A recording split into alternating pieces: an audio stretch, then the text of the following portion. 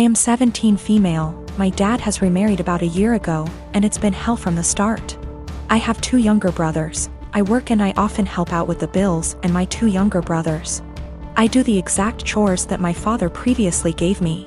My room is always clean, I do the dishes after dinner, I do the laundry every week, I am in charge of cleaning the kitchen, living room and back patio, as well as taking our trash. So I do what I have to do. But I don't allow my stepmom to try and make me do more things than I already do or try to make major changes in my life. Again, I just do what I need to do so I can go on with my life. I'm just saying this to show that I am a good kid. I can admit that I really do not like my stepmom. My dad won't see it and constantly acts like I'm losing my mind, but my stepmom acts different behind closed doors.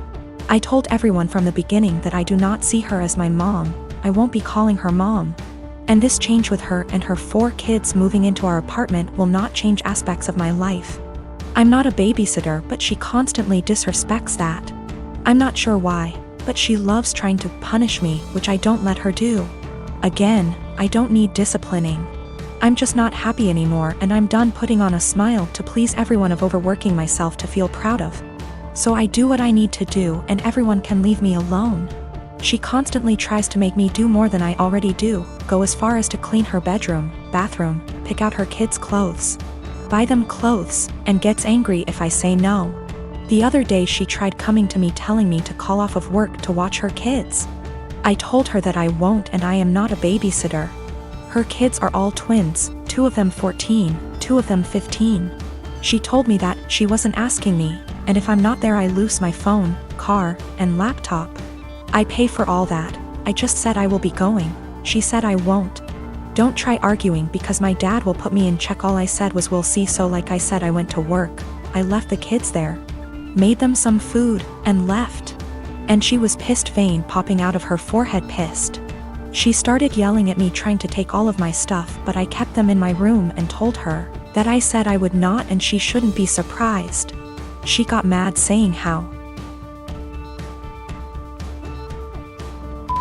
why I was incompetent to even babysit a couple of kids, and she can't wait till I turn 18 to kick me out.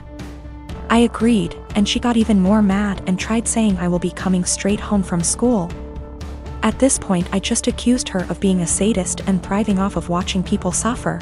Argument was over. I went where I needed to, did what I needed to. But my dad and her have given me the silent treatment and won't even leave dinner there for me. Since we met, my boyfriend has been on and off of Tinder. I've been very clear that it hurts me, but he always defended it as just him wanting an ego boost. A few months ago we had a major argument about it where I threatened to leave, and I honestly thought that was going to be the end of it. Pretty naive, really. Also, I should note his ex before me left him for this very reason. I feel like an idiot for thinking he'd ever change. Today I woke up and realized he'd been using my phone and his email was logged in. I noticed he'd gotten an email from an app called Hinge. Just to give you an idea of the kind of app this is, the description read: the app that was designed to be deleted. Great. My stomach instantly dropped. I logged into it with his phone number and he's put up profile pictures of him that I've taken when we've been on days out together. In his description he's got things like, we'll get along if you like Chinese and have a dog. If you're silly and comfortable and overshare. He's also put in as a strict preference that he wants to be matched with Hindus / Muslims only. I'm white British. I knew something was going on yesterday but wasn't sure what. He was acting differently and it was making me so anxious. He had the nerve to tell me that I must just be hormonal? I think the worst part about it is his reaction to all of this. He heard me crying, acted concerned, and then saw me with his phone. At which point he just took it from me and went back to bed. That was about an hour ago, and the only interaction I've had with him since was him asking me to open the bathroom door. Not to see if I was okay, but because he needed to pee. I'm obviously hurt by the fact that he's on this thing, but I think I'm more shocked by his total lack of guilt or response to me being upset. I'm so angry and there's nothing I can do with it. I'm so embarrassed about the situation. I don't want to tell my family / friends how he's treated me. And I can't even talk to him about it because he's refusing to address anything's wrong. He's still in bed. I don't know what to do. He's brought my self-esteem down so much that I feel like I can't be without him, but I know I can't stay in this situation. Should I even bother trying to talk to him, or should I just leave? I've taken screenshots of everything, and initially I was going to send them to his family but thought against it. The thing is, if I just leave, there's literally zero consequences for him. He gets what he wants. He gets the freedom to go on random dates with no guilt. It just seems so unfair that I'm the one left heartbroken and he gets to party up. I got myself and my stuff together, packed it in my car and left. It felt impossible. There was a lot of stuff and I was a wreck, but I managed it in the end. Throughout the whole time, he was just in bed pretending to sleep, which made me angry more than anything. I felt like he couldn't care less. We'd been living together for 2 years, but fortunately, in September I decided to get my own student apartment. Obviously, I knew then that things weren't going well, and thank God I made that decision because now I have a place to stay. Whilst I was sat on the driveway in my car ready to leave, I got a text from him saying, "I'm not going to insult you by asking you to stay or to come back, but could you please leave the keys to the house?" I had already left them, but that last dig at me made me so mad and hurt. No apology, no goodbye. Just leave the keys. I guess that's my closure. I'm sad that this shit show of a relationship has come to an end, angry that it happened the way it did, but funnily enough, I'm relieved. I can do what I want now and get on top of my self-esteem issues. I'm driving down to see my mom and the rest of the family tomorrow. I haven't seen them since Christmas and I absolutely cannot wait. The anger's still there, but I'm just going to get on with things. I absolutely cannot waste any more energy on that guy. My husband and I don't want kids. My mother-in-law is big into family in the traditional sense. She has been pushy with us about having kids since we got married. Literally the week after we got engaged, she started asking. My husband has always changed the subject, and has even told her that it's really none of her business. Every time we see her, she asks. Everything we do is built around the idea of us having kids. 3 years into our marriage, my husband said we might not even have kids and mother-in-law would not hear it. At year 4, husband had a vasectomy and I had a tubal. So this weekend we were all at their home enjoying some barbecue and drinks and everything. When I get up to grab a beer, my mother-in-law asks me if maybe I should drink water instead, because wink wink nudge nudge. You never know. I was annoyed by this and said, "There's really no chance." Mil, all wide grin, said, "Oh come on. It's time for you two to finally get serious. Put down the beer and tell us when we can finally expect you two to finally make your family official." I said we've been official for about 5 years now, Mil, and drink the beer. Husband laughs with me. Mother-in-law gets more annoyed and says, "You won't be real, last names, until you bless us with babies." Husband repeated. After about 15 minutes of the usual comments, I finally snapped and said, "Husband got snipped. I had my tubes tied. We're not having kids. You need to stop bringing it up. Period." Well, I thought I started WWII. She started crying and stormed off. Family looked at us with disgust and stormed off to comfort her. We left. Party kinda ended. The social media bullshit started shortly after. Vague posts, links about how motherhood is a woman's greatest calling, listicles about how unhappy childless women are, etc.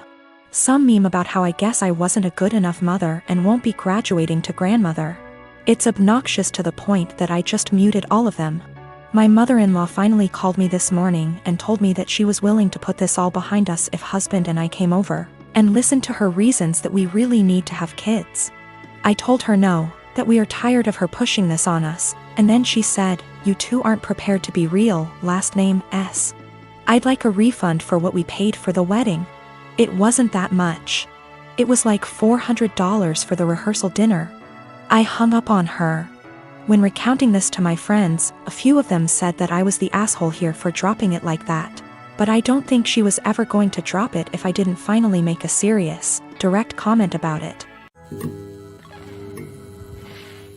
I have a beautiful wife who loves to serve others. We bought a home down the street from my family. I have a sweet sister who likes to crash at our house with her friends.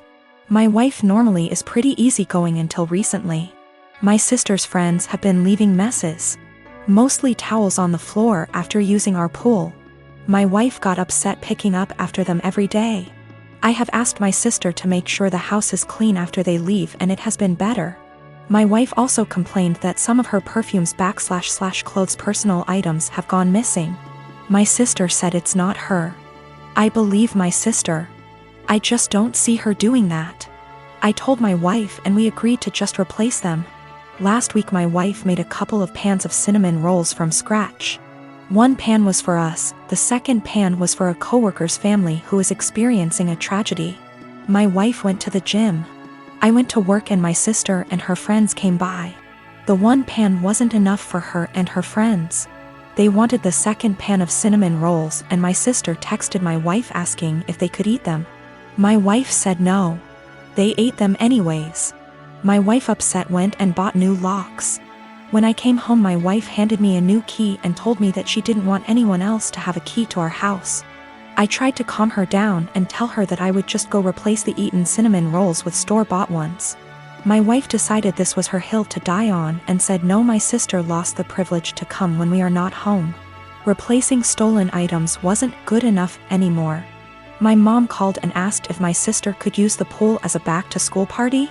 I was under the impression my mom would be there. I said yes. My mom was at work and our schedules clashed. The easiest solution was for me to change the locks back so they could come into the house. My mom didn't come with my sister. When my wife got home after the party, it was a mess. She sent me photos. She called me the A for changing the locks without talking to her about it. Keep in mind she did too, then told me I broke her trust. She wasn't safe in her home because she keeps getting robbed and I refused to put an end to it. I did talk to my sister. Then my wife let me know she was staying with a friend for a while. Am I the A here? I feel like I have tried to right any wrongs that have happened between my wife and my sister. I talked to my mom again and let her know my sister isn't allowed over without me home. I asked a friend's wife who is a maid to come deep clean our home. So if / when my wife comes home it's clean. The last thing is my mom asked me to help cover my sister's cheer. She is on track for a scholarship. I told my mom I would pay half of my wife's things were returned. If not, the money was going to replace the stolen items. Also, my sister was invited to homecoming. She wanted me to buy a dress. I told her no for not following our home rules, and the money I saved for the dress is going to pay for the maid. I did replace the locks again. I also am planning a romantic dinner I will make and clean up. I heard a lot about the cinnamon rolls.